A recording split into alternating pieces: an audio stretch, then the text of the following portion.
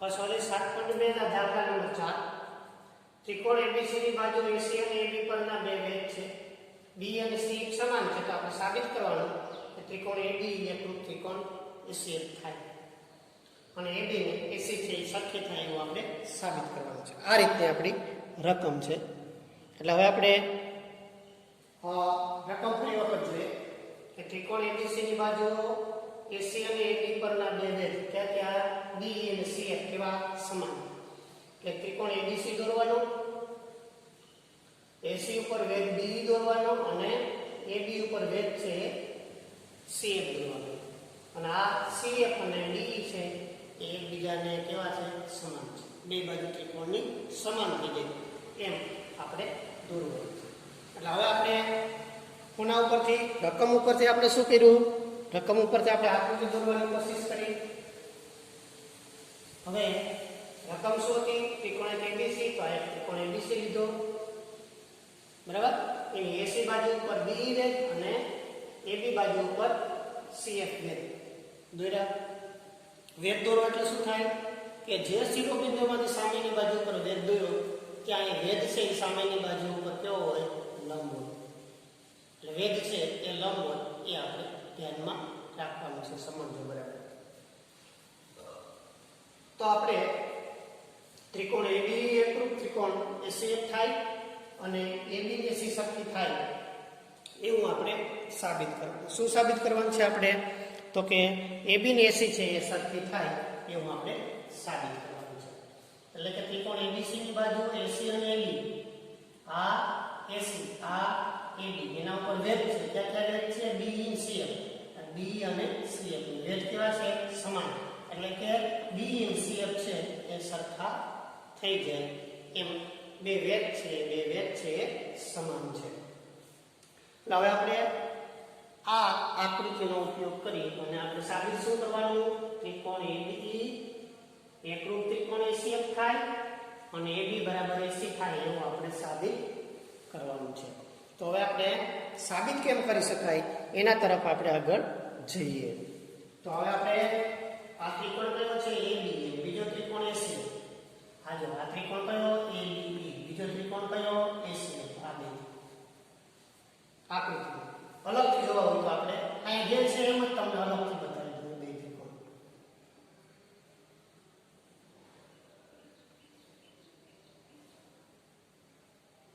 આ A B E, આ A B Q. બીજો આ ત્રિકોણ એટલે આમ અહીંયા F, અહીંયા A અને અહીંયા C. આ બે ત્રિકોણ A B E કરો. આ A B E આ ત્રિકોણ આપું છું A E B, બરાબર? A E B. બીજો કયો? AX. બીજો કયો? AX. AX આ બે ત્રિકોણ. એમાં અહીંયા E માં કાટકોણ છે અને અહીંયા F માં કાટકોણ છે. એ બે કાટકોણ છે. એટલે કે E અને F છે એ કાટકોણ છે એ પણ આપણે એમાં સમજવાનું છે. ટૂંકમાં જેમ આકૃતિ મેન આકૃતિ છે એવી આપણે બીજી આકૃતિ તમને દોરીને આ રીતે સમજો. આને આમ સીધી દોર નાખો તો તમને સમજવાનું બહુ સરળ પડે. હાલો, આમ સમજો. આમાં E આવ્યા, બરાબર? અહીંયા A આવે. બે અહીંયા A આવે, અહીંયા F આવે, અહીંયા C આવે. એટલે અહીંયા E અને F છે કેવા થાય? કાટકોણ. આની અંદરથી આ બે ત્રિકોણ છે આ રીતે આપણે દોરી શકીએ. સમજવાનું એકદમ સરળ. આ બે ત્રિકોણ દોર્યા આપણે AEB. જો AEB. અને બીજો કયો? AX. બીજો કયો? AX. AEB AX. હવે એ બે ત્રિકોણમાં શું થાય એ આપણે આગળ વિચારવાનું છે. તો એ બે ત્રિકોણમાં કઈ કઈ શરત છે એનું આપણે પાલન કરી શકીએ એ આપણે વિચારવાનું છે. એમાં ખૂણો AEB અને ખૂણો AX આપણું AEB અને AX બે છે કાટખૂણા બને. એટલે બે તો કેવા હોય? સરખા. બે કાટખૂણા બને એટલે બે ખૂણા સરખા છે. કે આ AEB અને AX ખૂણા સરખા છે. એવી રીતે આપણે ખૂણો A ખૂણો A તો એક જ ખૂણો છે, બરાબર? બે ની અંદર એક ખૂણો તમે આવે એટલે એક ખૂણો તો એક જ છે. એટલે બે ની અંદર એ ખૂણો તો સરખો હોય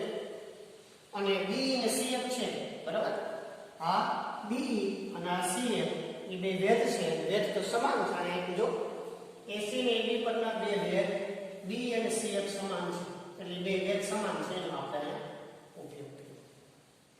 એટલે કે ત્રિકોણ ABE અને ત્રિકોણ ACF, ABE ACF આમાં આ રીતે એની અંદર શું લીધું આપણે? એક ખૂણો AEB અને ખૂણો AFC. AEB અને AFC ની સરખા થાય કાટખૂણે. પછી એ તો સરખો હોય બે માં એક જ ખૂણો છે, અને B અને CF તો વેધ છે, એટલે વેધ તો સમાન આપણે આપેલા છે, એટલે વેધ સમાન છે એ આપણે નક્કી કર્યું. એટલે આ ત્રિકોણમાં શું થયું તો કે આ ત્રિકોણમાં બે ખૂણા સરખાવ્યા, બે ખૂણા સરખાવ્યા અને એક બાજુ આવી. આ ત્રિકોણમાં આ બે ખૂણા સરખાના બાજુ સરખા. એટલે આમ આ ત્રિકોણમાં આપણે શું નક્કી કર્યું કે આ બે ત્રિકોણમાં તો કે ABE અને ACF માં શું કર્યું? ખૂણો AEB બરાબર ખૂણો AFC, ખૂણો એકરૂપ A અને B અને CF, એટલે ખુબા શરત અનુસાર ત્રિકોણ ABE એકરૂપ ત્રિકોણ ACF થાય. બે ખૂણા અને એક બાજુ કેવી આવે?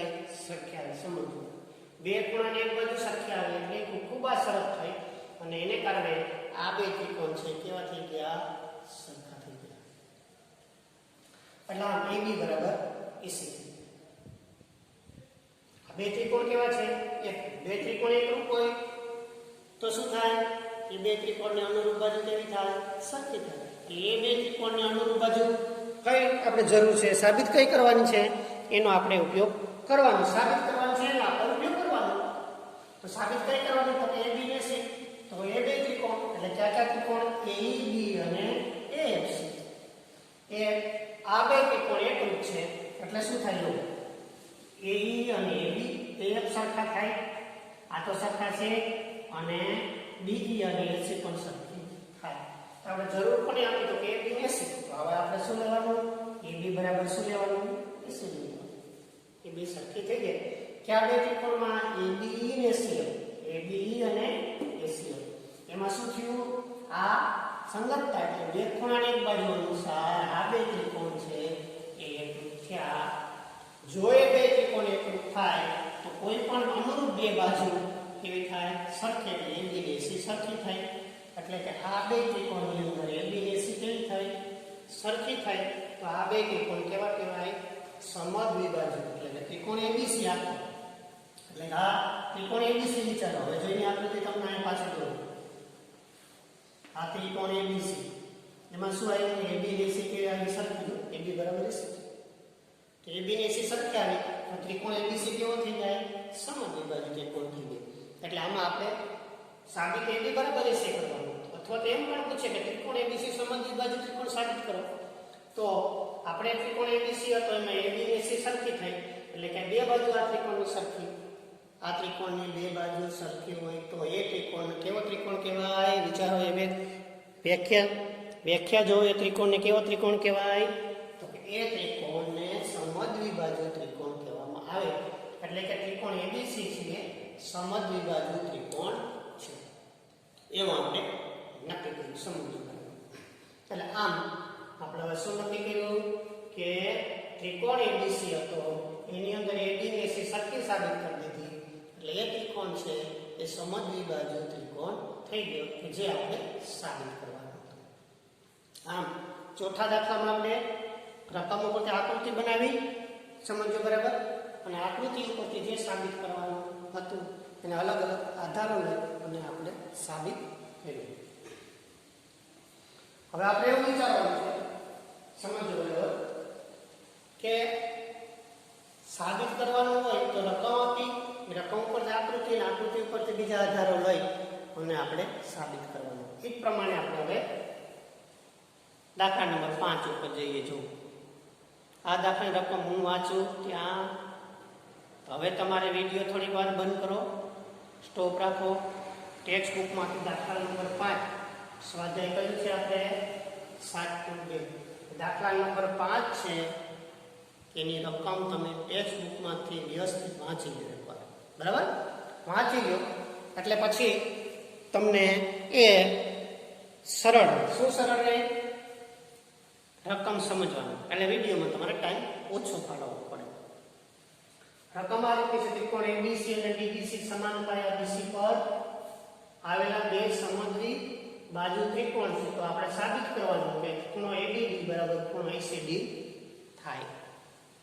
શું આપ્યું આપણે બે ત્રિકોણ એબીસી ત્રિકોણ ને ડીબીસી ત્રિકોણ સંબંધ બે ત્રિકોણ છે એ બે ત્રિકોણમાં બીસી બીસી બેમાં આવે જો અહીંયા બીસી આવે અહીંયા બીસી આવે એક ઉપર શિરોબિંદુ એ છે એક ઉપરનો શિરોબિંદુ ડી લેવાનું અથવા નીચે ડી લેવાનું એટલે આમ આપણે બે ત્રિકોણ બનાવવાના એબીસી બનાવવાનો બીજો ડીબીસી બનાવવાનો એમાં બીસી પાયો સરખો રહેવો જોઈએ એવું આમાં કીધું સમાન પાયા બીસી પર આવેલા બે સમદ્વિ બાજુ ત્રિકોણ એટલે આ બે ત્રિકોણની સમદ્વિ બાજુ એટલે કે એબીસી છે એમાં એબી ને સી સરખા છે એટલે કે બીડીસી છે એમાં બીડી ને સી સરખા છે તો એ શું થાય સમદ્વિ બાજુ ત્રિકોણ થાય.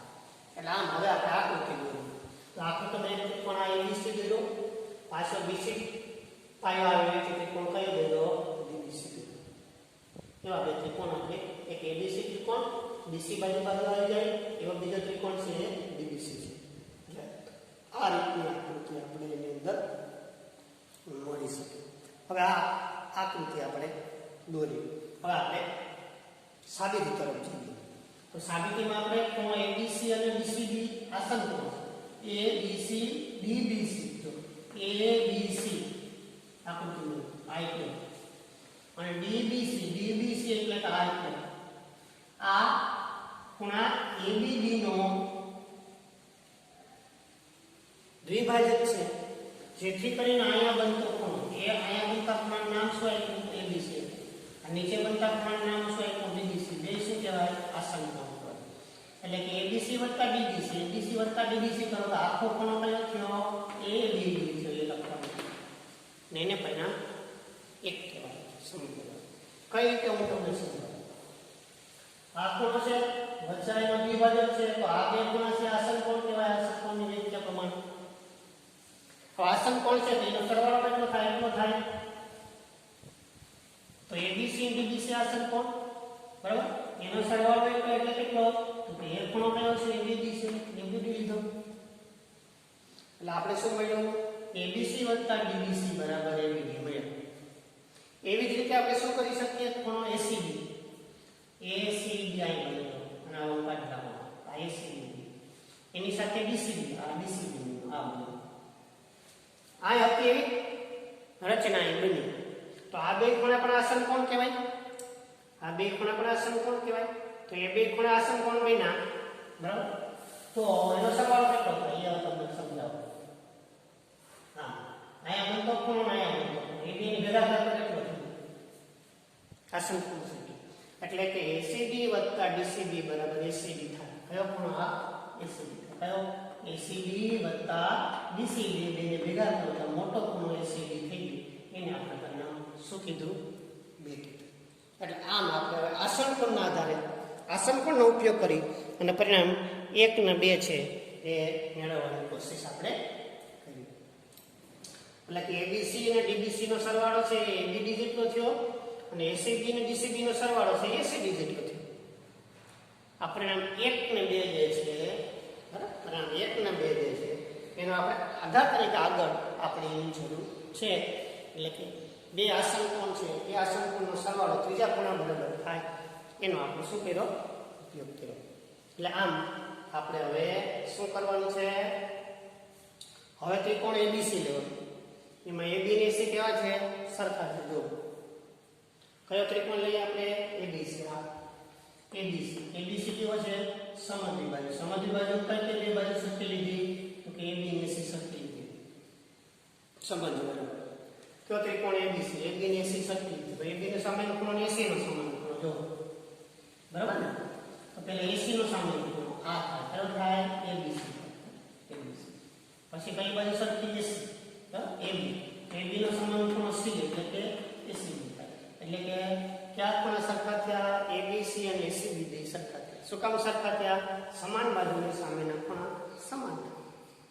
કોઈ પણ ત્રિકોણમાં બે બાજુ એકરૂપ હોય તો એની સામેના ખૂણા પણ કેવા થાય એકરૂપ થાય એનો આપણે આમાં શું કર્યો ઉપયોગ કર્યો.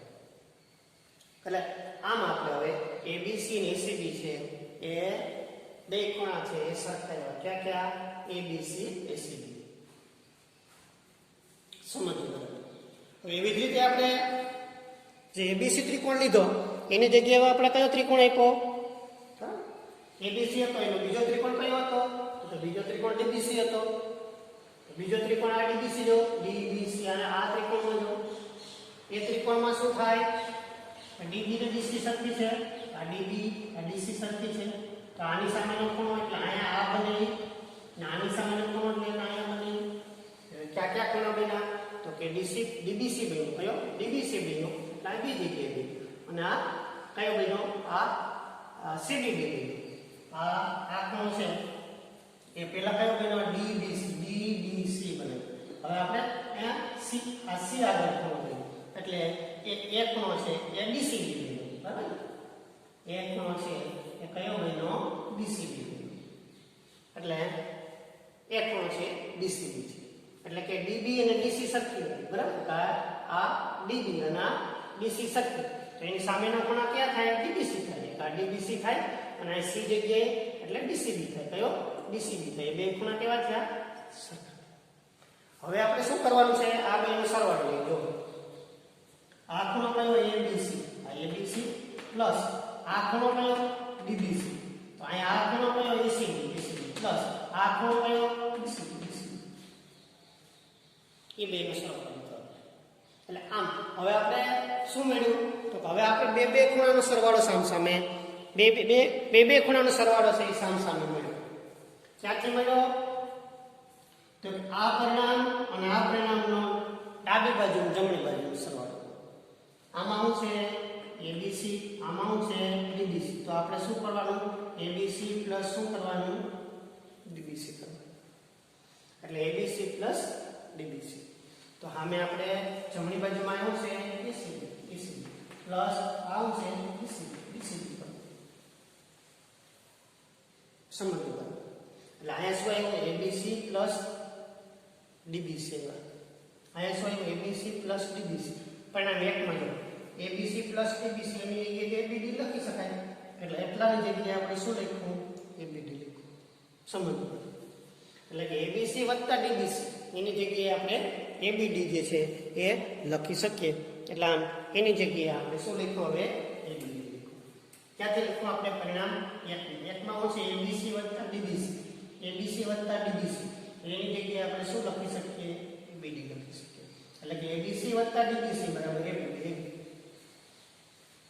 એવી રીતે અહીંયા શું છે એસીબી વત્તા ડીસીબી તો પરિણામ બેમાં જોઈએ એસીબી વત્તા ડીસીબી બરાબર એસીબી છે તો અહીંયા શું છે આપણી પાસે એસીબી વત્તા ડીસીબી તો એની જગ્યાએ આપણે શું લખી શકીએ એસીબી લખી શકીએ એની જગ્યાએ આપણે એસીબી લખીએ એટલે કે એબીડી બરાબર શું આવ્યું આપણે એસીબી એટલે આમ હવે આપણે એબીડી બરાબર એસીબી જે સાબિત કરવાનું હતું શું સાબિત કરવાનું હતું આપણે કે આ દાખલાની અંદર ખૂણો એબીડી બરાબર ખૂણો એસીબી થાય એવું આપણે સાબિત કરવાનું હતું એટલે કે એબીડી બરાબર એસીબી આપણે સાબિત કરી દીધું કે જે આપણે સાબિત કરવાની જરૂરિયાત હતી આમ એબીડી બરાબર એસીબી આપણે સાબિત કર્યું આપણે શું હતું બે સમજવી બાજુ એક જ પાયા પર આવેલા ત્રિકોણ તો આપણે એબીડી ખૂણો એસીબી ખૂણો જે સાબિત કરવાનું હતું એ આ રીતે આપણે સાબિત કરી શકીએ એટલે કે બે ખૂણા જે સાબિત કરવાના હતા એકરૂપ બે ખૂણા સાબિત કરવાના હતા એ બે ખૂણા છે